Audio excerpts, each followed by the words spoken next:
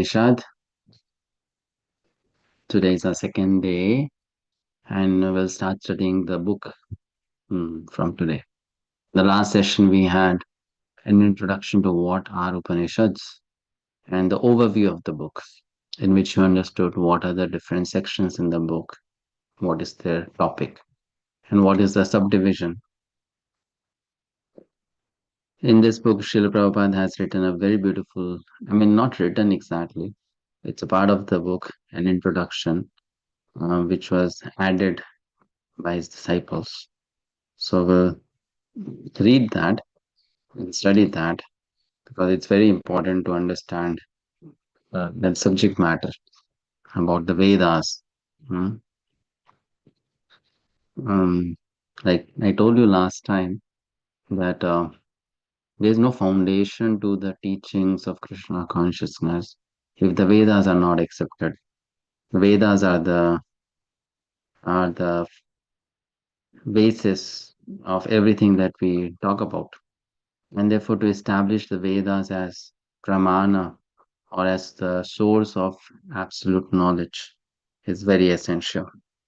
So, Srila Prabhupada, when he once went to London, he was asked to give a talk to a very new audience who perhaps knew nothing about um, Krishna consciousness.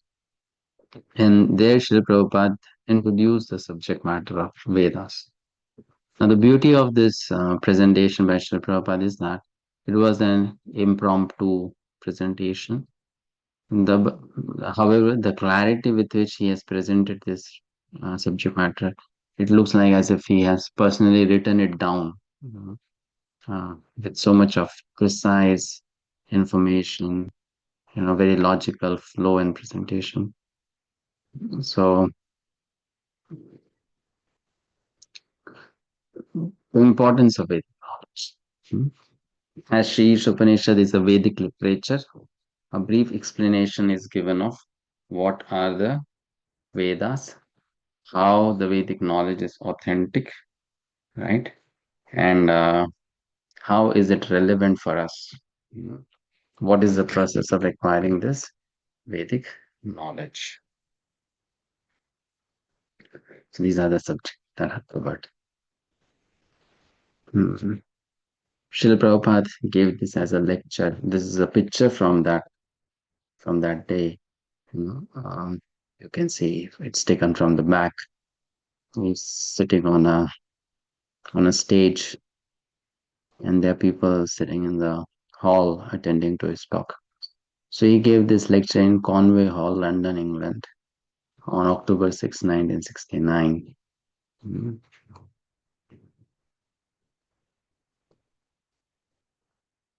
So this is the breakup of this whole essay. Um,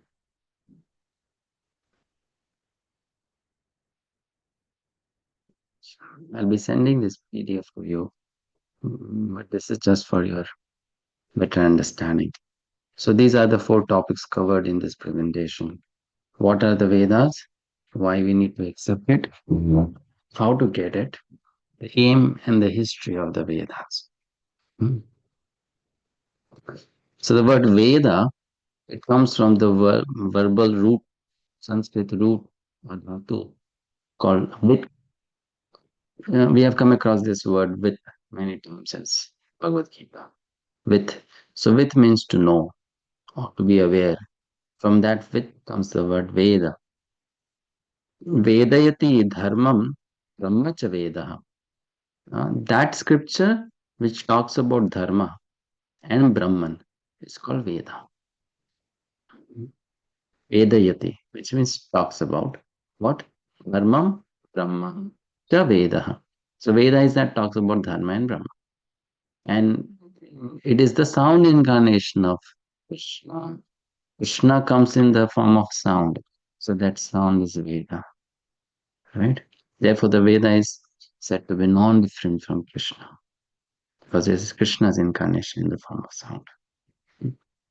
Shabda Brahma. That's why it's called Shabda Brahma. Brahma in the form of sound. So when I associate with Vedas, or the sound of the Vedas, I'm basically associating with Krishna only. Right? Correct? Hmm? Okay. So we will read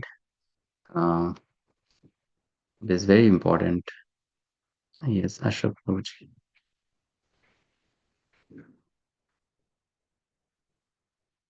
To unmute yourself, Prabhu.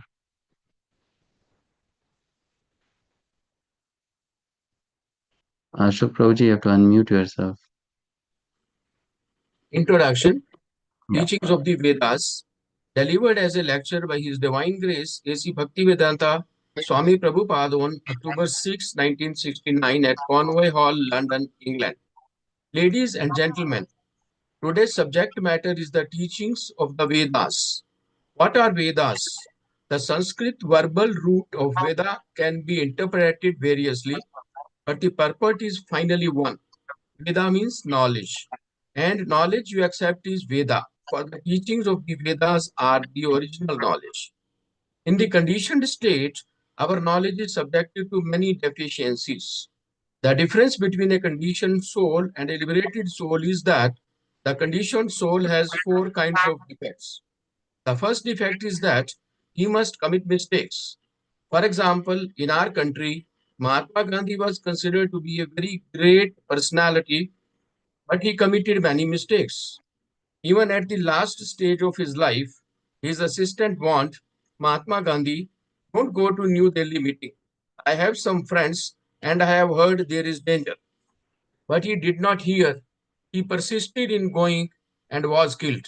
Even great personalities like Mahatma Gandhi, President Kennedy, there are so many of them, make mistakes. To err is human. This is one defect of the conditioned soul. Another defect, to be illusioned. Illusion means to accept something which is not, Maya. Maya means what is not. Everyone is accepting the body as the self. If I ask you what you are, you will say, I am Mr. John, I am a rich man, I am this, I am that. All these are bodily identifications. But you are not this body. This is illusion. The third defect is the cheating propensity. Everyone has the propensity to cheat others. Although a person is fool number one, he poses himself as very intelligent. Although it is already pointed out that he is in illusion and make mistakes, he will theorize, I think this is this. But he does not even know his own position. He writes books of philosophy, although he is defective. That is his disease. That is cheating. Lastly, our senses are imperfect. We are very proud of our eyes. Often, someone will challenge, can you show me God? But do you have the eyes to see the God? You will never see if you have the the- if immediately the room becomes dark, you cannot even see your hands. So what power do you have to see? We cannot therefore expect knowledge with these imperfect senses. With all these deficiencies, in conditional life, we cannot give perfect knowledge to anyone. Are we ourselves perfect? Therefore, we accept the Vedas as they are. You may call the Thank you, Vedas. Prabhu. Thank you. Oh, Hare Krishna. Yes, so in these four paragraphs, in short, we came to know what the Vedas are. And then Prabhupada straight away goes to the topic, why is the Vedas needed? Why? Because our knowledge is imperfect. First point. Hmm? Why our knowledge is imperfect? Because every human being, or you can say every living entity, conditioned soul has four defects. You have heard of these four defects before. Must commit mistakes. It's illusion, cheating propensity, and imperfect senses. Isn't it? So, because of that, the knowledge that we have is imperfect. Why is it imperfect? Because the knowledge we acquire is either through our senses are imperfect, or through interpretation done by our mind. And our mind is also not perfect, right? So that's why the knowledge that we acquire through sensory perception or Mental speculation is imperfect. Therefore, we need another source of knowledge, another source of knowledge, right? Now, that was the first point. The second point Prabhupada then says is, now some people may say, well, uh, you come from India, you are a Hindu, therefore you are telling you should read the Vedas. Mm, we don't accept Vedas. Vedas come from India. So why should we accept something coming from India? So then Prabhupada wants to clarify that Vedas are not just meant for the Indians, it is for the entire world. It's not just a Hindu scripture. Mm, it's for everyone. So therefore, he starts explaining in the second paragraph. Let's read the second paragraph. Shamala Mata. Hare Krishna Prabhu.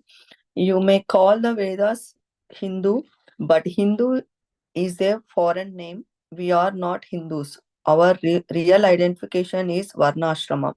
Varnashrama denotes the followers of the Vedas, those who accept the human society in eight divisions of Varna and Ashrama. There are four divisions of society and four divisions of spiritual life. This is called Varnashrama. It is stated in the Bhagavad Gita 4.13. These divisions are everywhere because they are created by God. The divisions of society are Brahmana, Kshatriya, Vaishya, Sudra. Brahmana refers to the very intelligent class of men, those who know what is Brahman. Similarly, the Kshatriyas, the administrator group, or the next intelligent class of men. Then the Vaishyas, the mercantile group. These natural clarifications are found everywhere. This is the Vedic principle, and we accept it. Vedic principles are accepted as axiomatic truth, for there cannot be any mistake. That is acceptance. For instance, in India, cow dung is accepted as pure, and yet cow dung is the stool of an animal. In one place, you will find the Vedic injunction that if you touch stool, you have to take a bath immediately. But in other place, it is said that the stool of a cow is pure.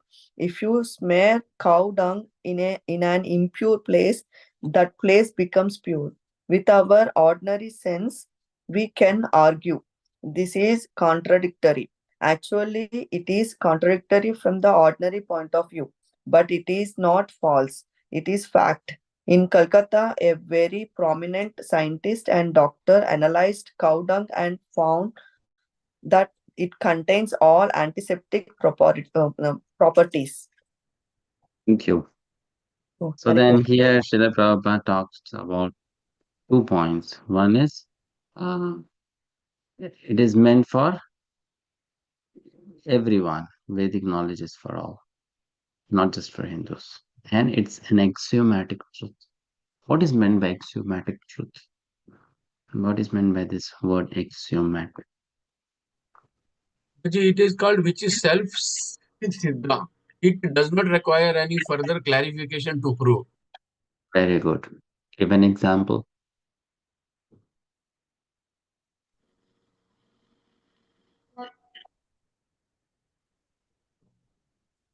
I'm the soul. Okay, that you're talking from Vedas. Give some practical example. Axiomatic truth.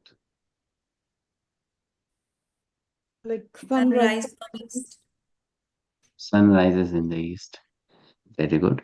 Uh, like very simple example, no? 1 + 1 = 2. Do you need something from outside to prove this? Some very complicated mathematics? No, it's known 1 + 1 = 2. So these are axiomatic truths. You don't need anything extra to prove it. So Prabhupada is saying Vedas are like that. Vedas have to be accepted like that.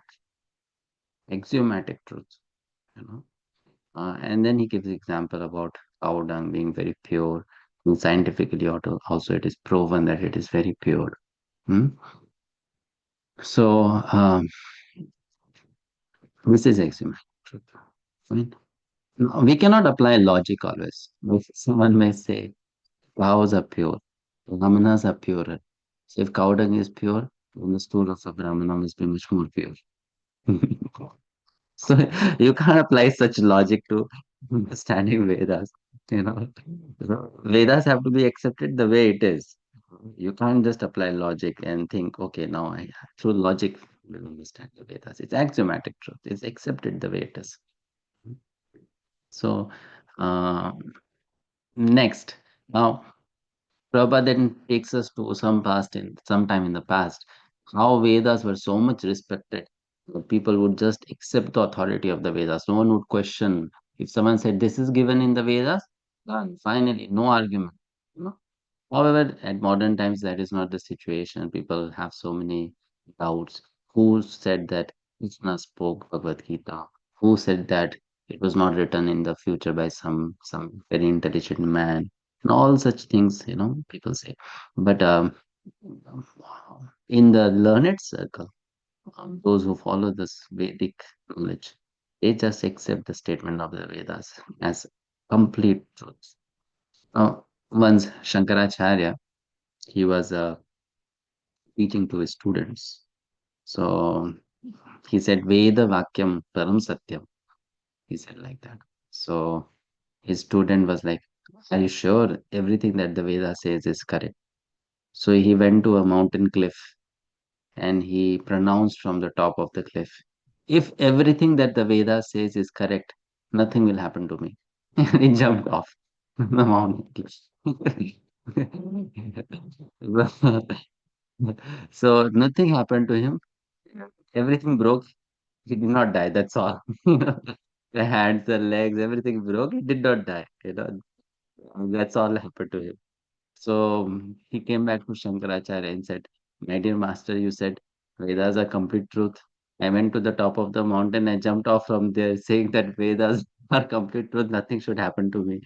So Shankaracharya said, okay, let's go again.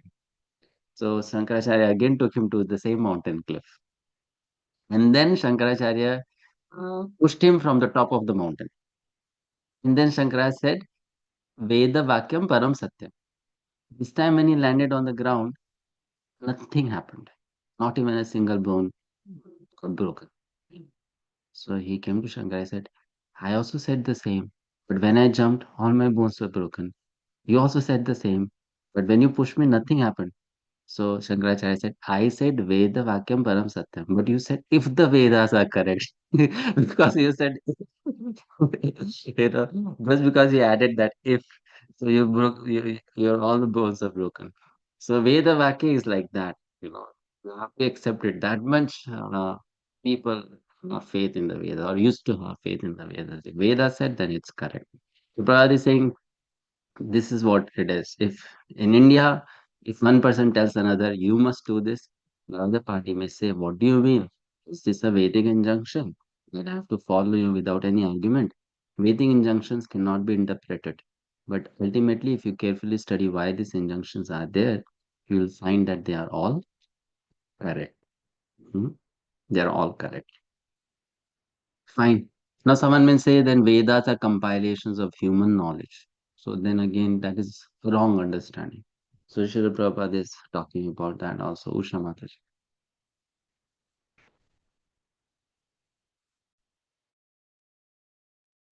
Hare Krishna, Prabhuji.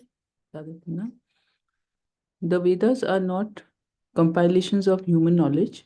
Vedic knowledge comes from the spiritual world, from Lord Krishna. Other name for the Vedas is Shruti.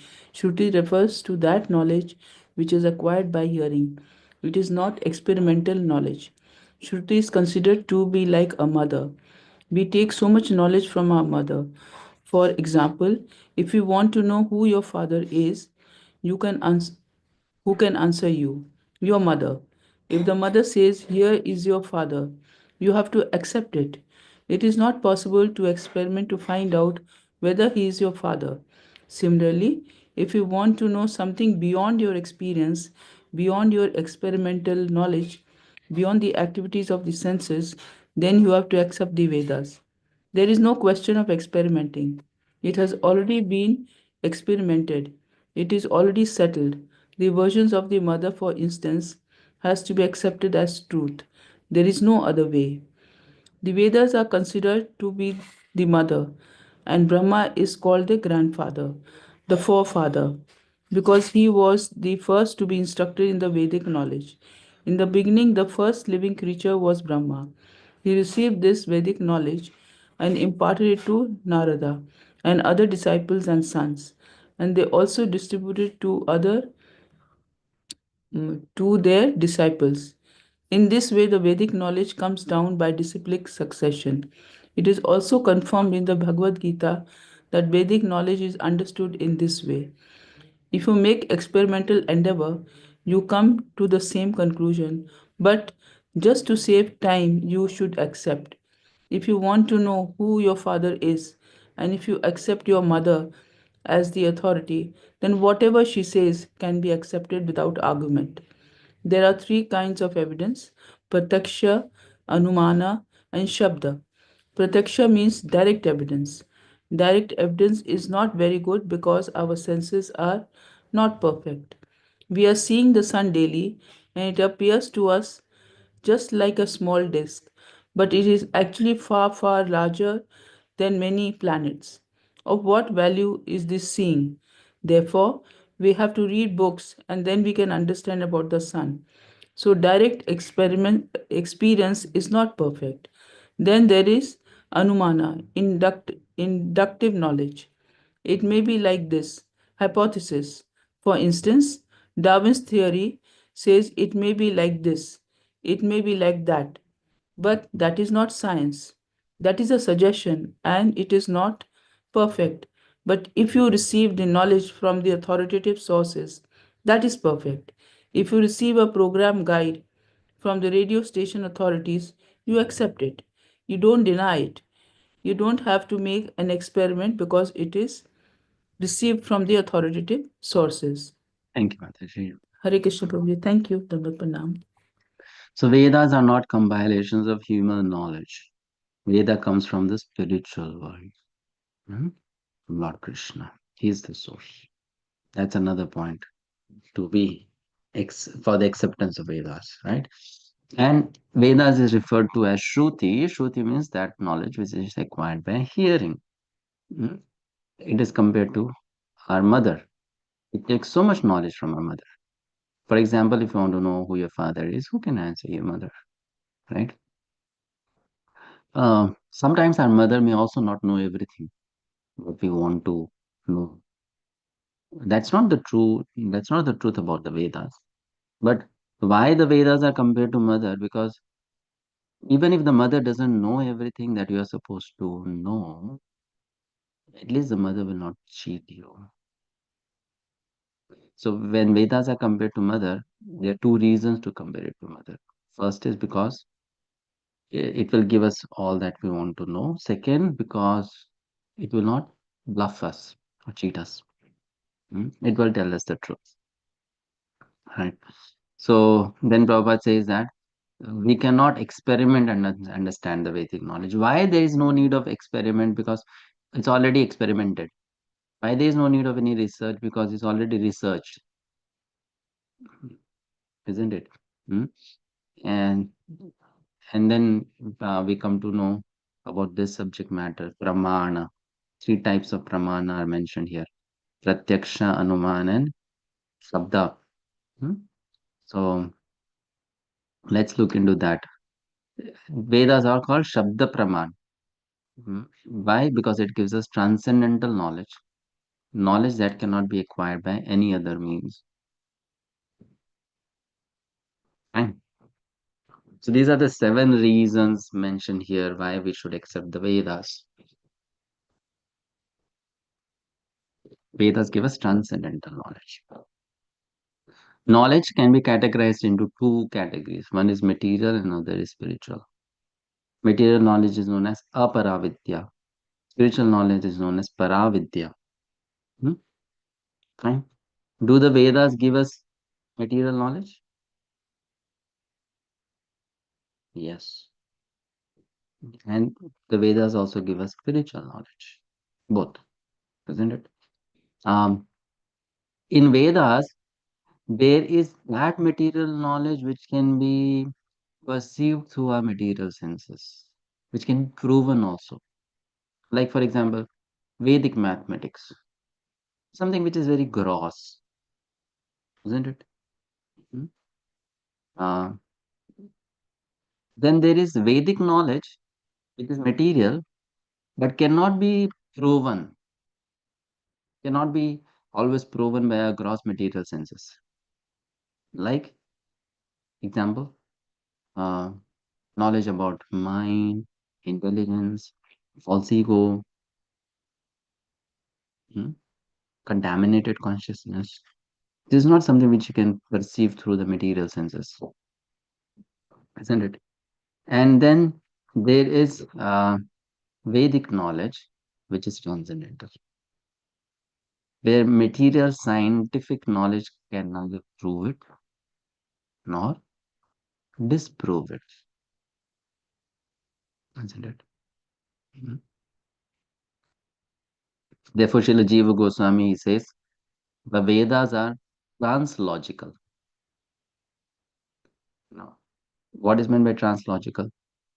The logic, mundane logic, can neither prove it nor disprove it. It cannot. It's beyond logic.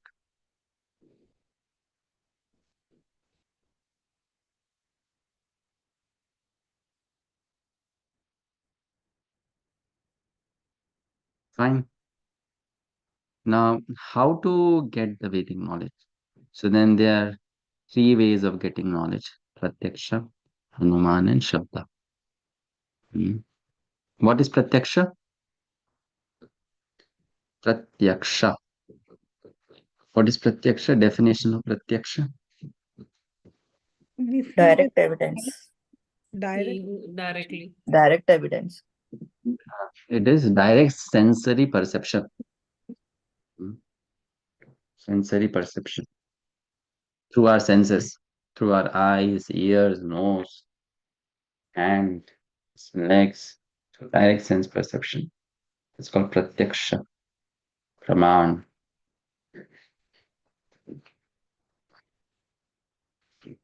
Example of how Pratyaksha is faulty.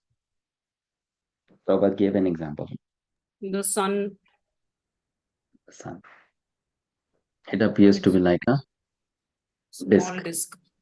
but we know it's not small. It's very big. And we also know that it's not a disk. It's a three-dimensional sphere. It's not two-dimensional. It's three-dimensional sphere. Many such examples of how Pratyaksha can be wrong. Right? Hmm? Then Anuman. How can Anuman be wrong? With example, can you give example of that?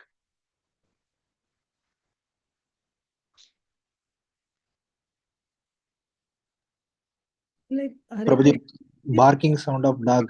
The like the blind people who see the elephant and whatever part the person touch, he feels that is the elephant. But actually, the elephant is different than that.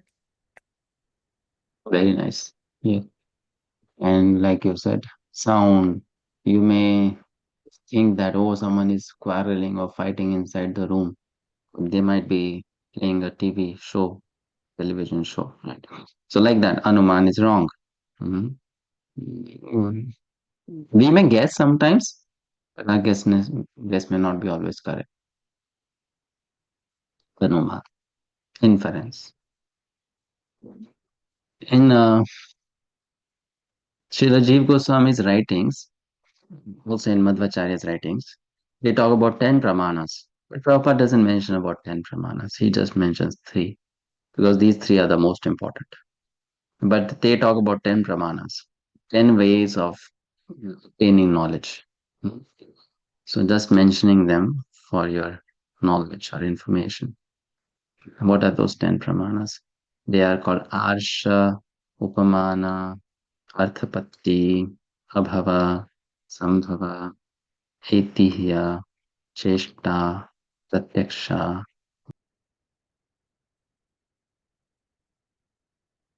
Out of these 10, 3 are considered most essential. And out of those 3, the last 3, Shabda is the most authentic.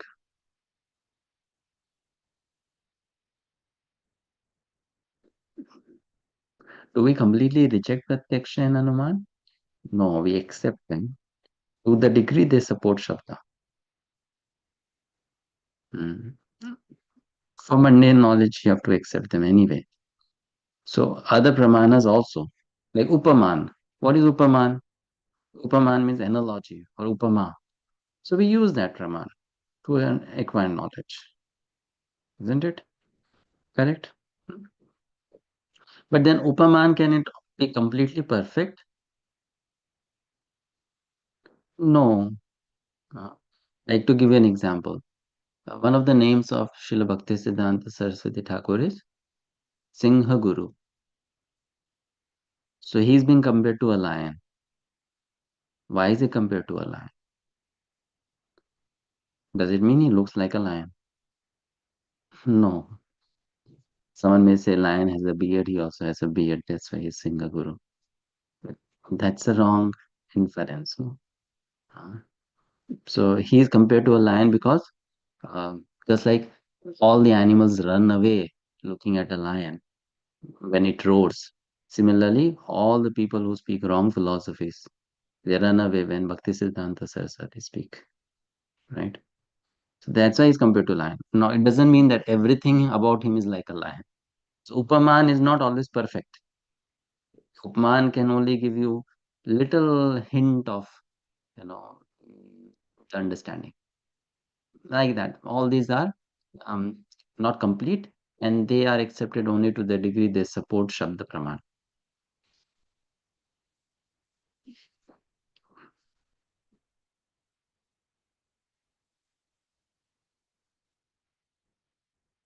Right? Okay, let's read further. Sridhi Prabhu. Hare Krishna, Guru, the Lord Pranam. Vedic knowledge is called Shabda Praman. Another name is Shruti. Shruti means that this knowledge has to be received simply by oral reception. The Vedas instruct that in order to understand transcendental knowledge, we have to hear from the authority. Transcendental knowledge is knowledge from beyond this universe. Within this universe is material knowledge, and beyond this universe is transcendental knowledge. We cannot even go to the end of the universe. So, how can we go to the spiritual world? Thus, to acquire full knowledge is impossible. There is another spiritual sky, there is another nature, which is beyond manifestation and non manifestation. But how will you know that there is a sky where the planets and inhabitants are eternal? All this knowledge is there, but how will you make experiments? It is not possible. Therefore, you have to take the assistance of the Vedas, the Vedic knowledge. In our Krishna consciousness movement, we are accepting knowledge from the highest authority, Krishna. Krishna is accepted as the highest authority by all classes of men. I am speaking first of the two classes of transcendentalists. One class of transcendentalists is called impersonalistic Mayavadi. They are generally known as Vedantists, led by Shankaracharya. And there is another class of transcendentalists called Vaishnavas, like Ramanujacharya, Madhvacharya, Vishnu Swami. Both the Shankar Sampradaya and the Vaishnava Sampradaya have accepted Krishna as the Supreme Personality of Godhead. Shankaracharya is supposed to be an impersonalist who preached impersonalism, impersonal Brahman.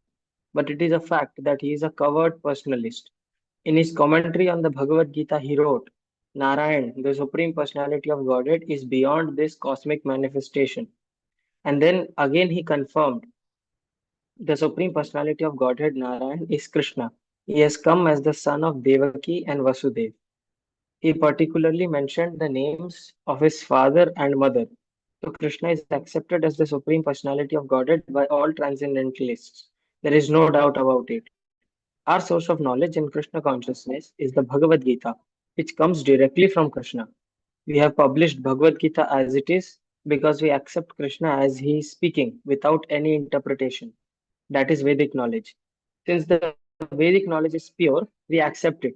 Whatever Krishna says, we accept. This is Krishna consciousness. That saves much time. If you accept the right authority or source of knowledge, then you save much time. For example, there are two systems of knowledge in the material world, inductive and deductive. From deductive, you accept that man is mortal. Your father says man is mortal. Your sister says man is mortal. Everyone says man is mortal, but you do not experiment. You accept it as a fact that man is mortal. If you want to research to find out whether man is mortal, you have to study each and every man, and you may come to think that there may be some man who is not dying, but you have not seen him yet. In this way, your research will never be finished. In Sanskrit, this process is called aroha, the ascending process.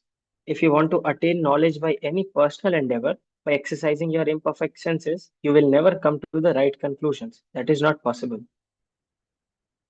There is a statement in the Brahma Samhita: just ride on the airplane which runs at the speed of mind. Your material airplanes can run into 1,000 miles per hour. But what is the speed of mind? You're sitting at home, you immediately think of India, say 10,000 miles away, and at once it is in your home. Your mind has gone there. The mind speed is so swift. Therefore, it is stated, if you travel at this speed for millions of years, you will find that the spiritual sky is unlimited. It is not possible even to approach it. Therefore, the Vedic injunction is that one must approach. The word compulsory is used. A bona fide spiritual master, a guru. What is the qualification of a spiritual master? He is one who has rightly heard the Vedic message from the right source, and he must practically be firmly established in Brahman. These are the two qualities he must have. Otherwise, he is not bona fide. Should I continue, Prabhu? Thank you, Prabhu. Thank you, Prabhu. Hare Krishna. Hare Krishna. So Prabhupada then talks about two ways of getting knowledge. One is going upwards, the other is coming downwards. Inductive and deductive. In Sanskrit, it is called aroha and avaroha. Aroha means to go upwards, ascending. Avaroha means to come downwards, descending. Our path is which path? Aroha or avaroha? Avaroha. Avaroha. Avaroha. Avaroha pantha. We believe in knowledge coming down. Example is given of what Shukdev Goswami in Srimad Bhagavatam says, right? A ripened mango fruit handed down from one person to another person and then received. So that way, that knowledge is protected, preserved, and carefully passed on. That's Avaroha Pantha. Aroha means you do your research, you try to search for the truth, you find it.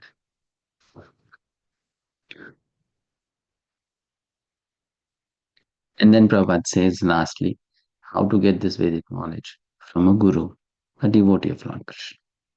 Two qualifications of a guru are mentioned. What are they? Has rightly heard the Vedic message from the right source and must practically firmly established in Brahman. Hmm? This is something very interesting. Whenever you find any scripture, or section of the scripture which talks about getting transcendental knowledge, it will say you get the knowledge from a guru. But it will not just say that only.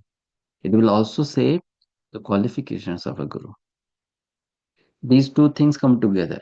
You will not find them separately given. Anywhere you take, qualifications of a guru is mentioned along with the message that you should get the knowledge from guru. Like this verse says, approach a guru, you will get the transcendental knowledge. But then what are the qualifications of the guru are given right away there in the same verse. Uh, Brahmanishtham, fixed in Brahma. And Shrotriyam has heard the Vedic message from the right source. That's the qualification of a guru. Okay. Any questions so far before we go to the last section of this introduction?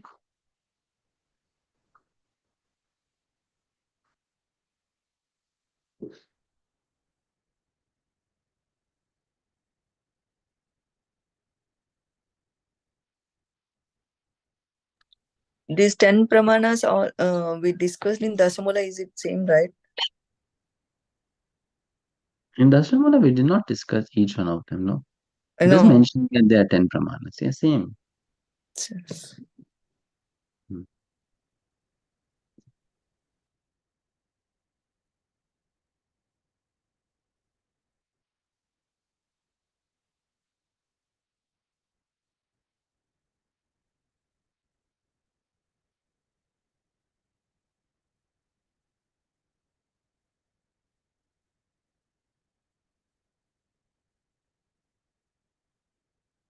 Any other question?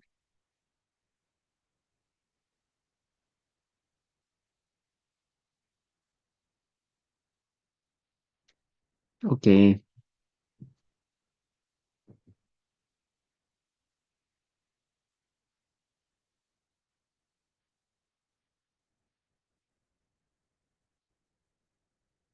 Next verse, next paragraph. The aim and the history of the Vedic knowledge. So the aim of Vedic knowledge is to know Krishna.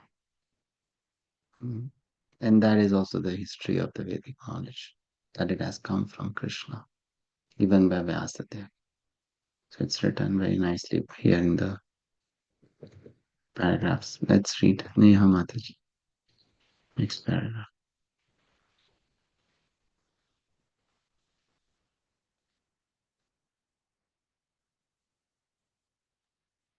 Hare Krishna Prabhuji, Dandavat Pranam.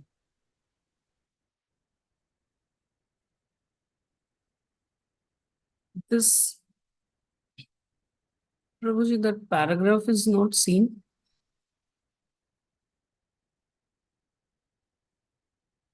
This Krishna consciousness movement is completely authorized from Vedic principles. In the Bhagavad Gita, Krishna says, the actual aim of Vedic research is to find out Krishna. In the Brahma Samhita, it is also stated, Krishna, Govinda, has innumerable forms, but they are all one. They are not like our forms, which are fallible. His form is infallible. My form has a beginning, but his form has no beginning. It is Ananta, and his form, so many multiforms, has no end. My form is sitting here and not in my apartment. You are sitting there and not in your apartment. But Krishna can be everywhere at one time. He can sit down in Goloka Vrindavan, and at the same time, he is everywhere, all pervading. He is original, the oldest. But whenever you look at a picture of Krishna, you'll find a young boy, 15 or 20 years old. You will never find an old man. You have seen pictures of Krishna as a charioteer from the Bhagavad Gita. At that time, he was not less than 100 years old.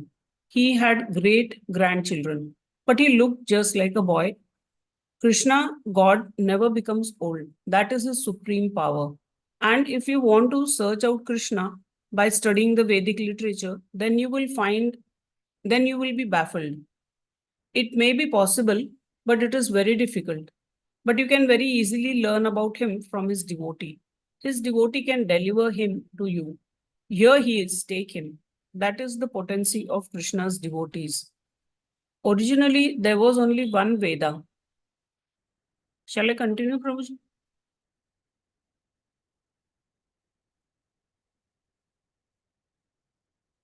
Originally, there was only one Veda, and there was no necessity of reading it. People were so intelligent and had such sharp memories that by once hearing from the lips of the spiritual master, they would understand. They would immediately grasp the whole purport. But 5,000 years ago, Vyasadeva put the Vedas in writing for the people in this age, Kali Yuga. He knew that eventually the people would be short lived, their memories would be very poor, and their intelligence would not be very sharp. Therefore, let me teach this Vedic knowledge in writing. He divided the Vedas into four: Rig, Sam, Atharva, and Yajur. Then he gave the charge of these Vedas to his different disciples. He then thought of the less intelligent class of men, Stri, Shudra, and Dvijabandhu. He considered the woman class and Shudra class, the worker class, and Dvijabandhu Dvijabandhu refers to those who are born in a high family but who are not properly qualified. A man who is born in the family of a Brahmana but is not qualified as a Brahmana is called Dvijabandhu. For these persons, he compiled the Mahabharata, called the History of India, and the 18 Puranas. These are all part of the Vedic literature. The Puranas, the Mahabharata, the 4 Vedas, and the Upanishads. The Upanishads are part of the Vedas. Then Vyasadeva summarized all Vedic knowledge for scholars and philosophers in what is called the Vedanta Sutra. This is the last word of the Vedas.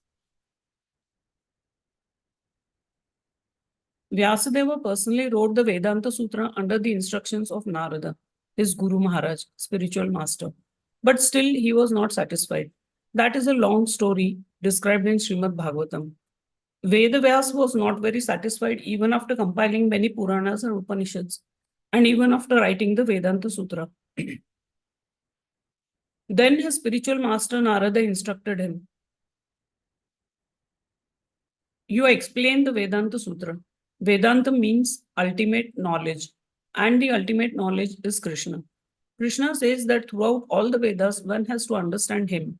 Vedaischa sarvair ahameva vedya."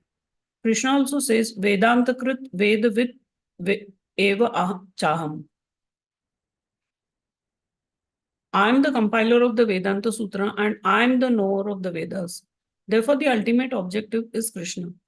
That is explained in all the Vaishnava commentaries on Vedanta philosophy. We Gaudiya Vaishnavas have our commentary on Vedanta philosophy called Govinda Bhashya by Baldev Vidyabhushan. Similarly, Ramanujacharya has a commentary and Madhvacharya has one. The version of Shankaracharya is not the only commentary. There are many Vedanta commentaries, but because the Vaishnavas did not present the first Vedanta commentary, people are under the wrong impression that Shankaracharya's is the only Vedanta commentary. Besides that, Vyasadeva himself wrote the perfect Vedanta commentary, Srimad Bhagavatam. Srimad Bhagavatam begins with the first words of the Vedanta Sutra. Janmadi yasya yatah. And that Janmadi asya yatah is fully explained in Srimad Bhagavatam. The Vedanta Sutra simply hints at what is Brahman, the absolute truth. The absolute truth is that from whom everything emanates. This is a summary, but it is explained in detail in Srimad Bhagavatam. If everything is emanating from the absolute truth, then what is the nature of the absolute truth? That is explained in Srimad Bhagavatam. The absolute truth must be consciousness. He is self-effulgent, swarat. We develop our consciousness and knowledge by receiving knowledge from others. But for him, it is said that he is self-effulgent. The whole summary of Vedic knowledge is the Vedanta Sutra. And the Vedanta Sutra is explained by the writer himself in Srimad Bhagavatam. We finally request those who are actually after Vedic knowledge to try to understand the explanation of all Vedic knowledge from Srimad Bhagavatam and the Bhagavad Gita. Hare Krishna. All Thank you. right. Hare Krishna. We'll just take a 5-minute break and then we'll discuss all this. 5-minute break. Come back after the break.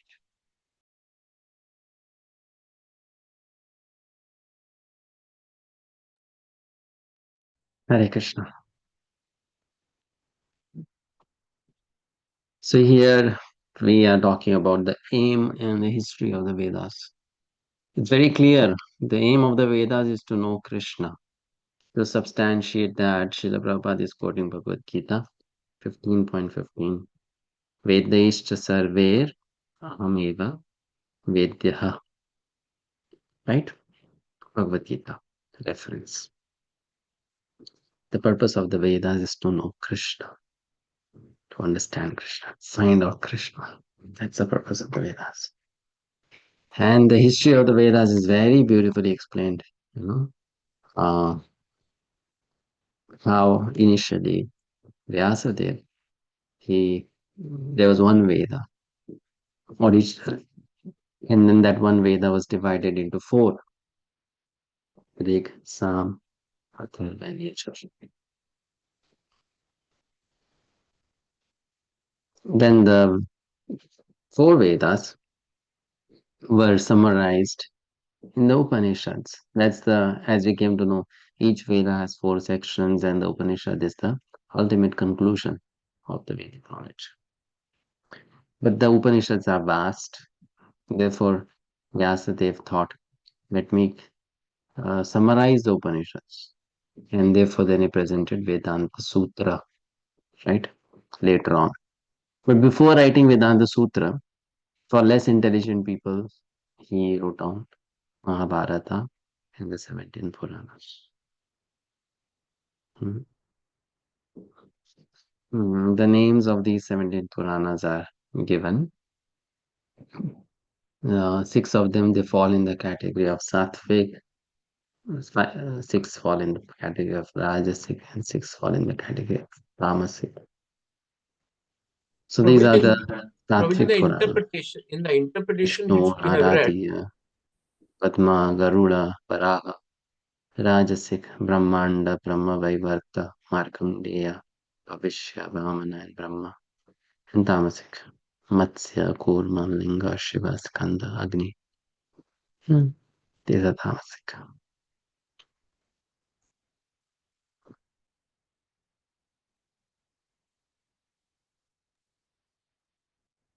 Hare Krishna, Prabhuji. And then when he wrote Vedanta Sutra to summarize the Upanishads, the last word in the Vedas. So that Vedanta Sutra had to be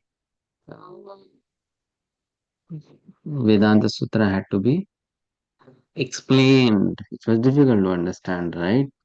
It had to be explained. So the natural commentary was written on Vedanta Sutra, and that is Srimad Bhagavatam. Okay. And even Bhagavatam says the purpose of Vedic knowledge is to know Krishna.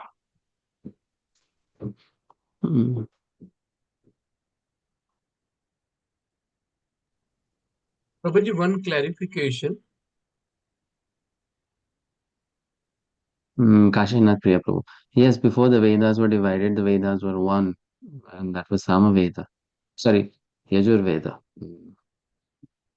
That one Veda was divided into so many.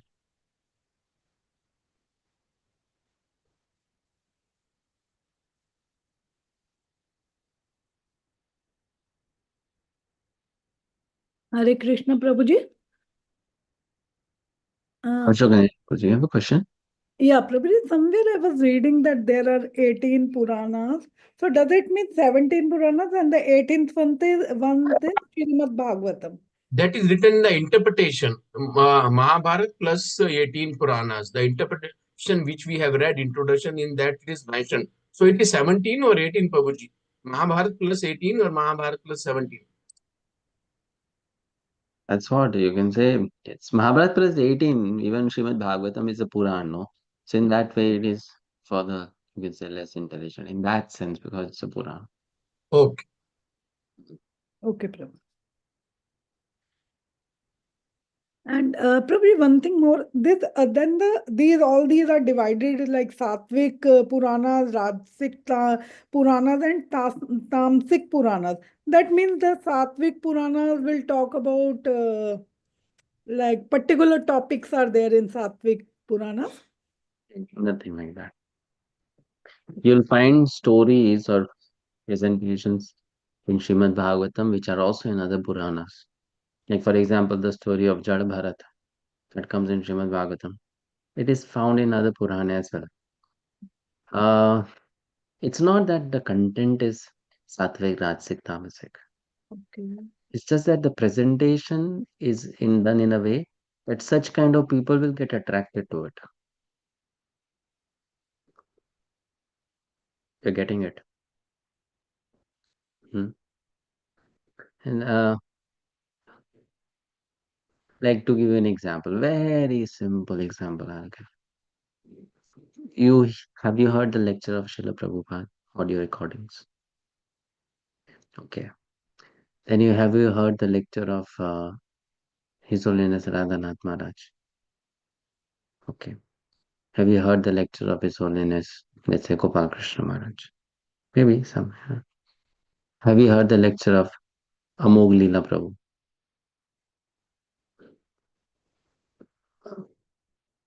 Content is same. Presentation is different. Correct? Now, someone who is very intellectual, very academic, very, you can say, very learned, will that person very much appreciate the lectures of Amog Leela Prabhu? No. No, right? Why? Because the presentation is different. Style. Content is same, no? It's not that he's talking something different. Same only. The presentation style is different. And some people, some college going girls and boys who are fun loving and always laughing and screaming and shouting, if you make them sit in the lecture of someone like Srila Prabhupada or His Holiness Gaur Govind Swami Maharaj, they will not like it. They will like, it's boring. Why? Because their nature, their consciousness. So similarly, subject matter of the Puranas are not like, oh, this Purana is talking about something else, that Purana is talking. You'll find all varieties of subject matter. However, the presentation is such a way that different consciousness of people will get attracted.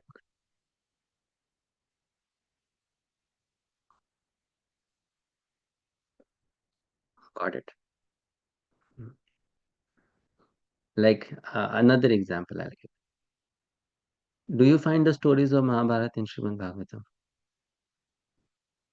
Yes, Yes. it is there, no? Canto 1, there are so many pastimes which are there in Mahabharata. But how Bhagavatam is presenting is so different from how Mahabharata is presenting, Right.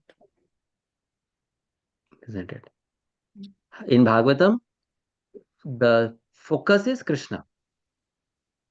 In Mahabharata, adventure, romance, drama, quarrel, fight. I mean, all that which normal people will appreciate. That is there. But in Srimad Bhagavatam, focus is Krishna. Same subject matter.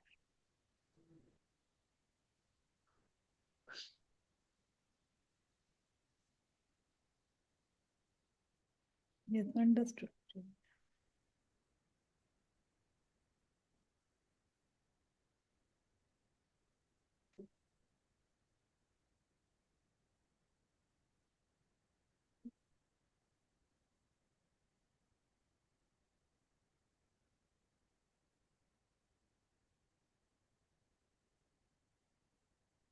Any other question?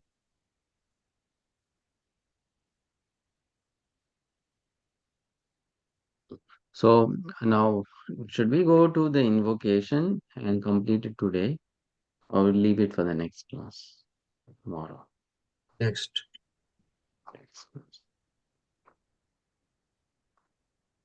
But then tomorrow, invocation is very small. So then we'll not just do invocation tomorrow. Then we'll do invocation, mantra one, both. Yeah, fine. Okay. That will do then together.